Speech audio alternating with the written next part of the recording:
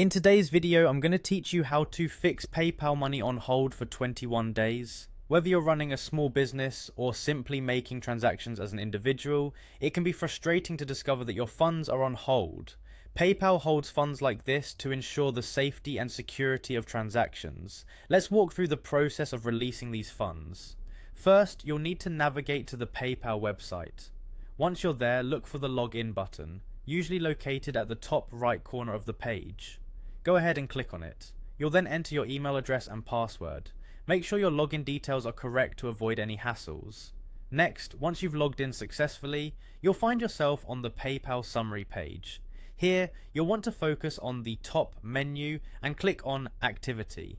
This tab is crucial because it displays all of your transaction history in one place. Once you are in the Activity section, proceed to click on All Transactions. This will give you a comprehensive view of your monetary flow and any holds that might be in place. The next step is to look for any messages or alerts related to the hold.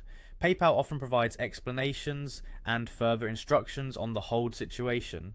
Sometimes an issue with the transaction itself might be causing the delay. Check the transaction details carefully, as they can include specific reasons for the hold and steps you may need to take to release those funds. If you've identified an issue, the next action is to address the reason. For instance, if PayPal has requested additional documentation or action from you, make sure to provide or complete those as soon as possible. The sooner you handle these requirements, the quicker you can resolve the hold. Additionally, if the hold persists or you're unable to determine the issue from the information provided, contacting PayPal customer support is your best bet. They can provide more personalized assistance and potentially offer a quicker resolution. Once you've contacted them, ensure to follow PayPal's provided instructions carefully. These steps might involve confirming delivery of goods through tracking information or updating your account details. To avoid future holds, focus on building a positive selling history. Consistently good customer feedback and successful transactions can contribute significantly to how PayPal manages your funds.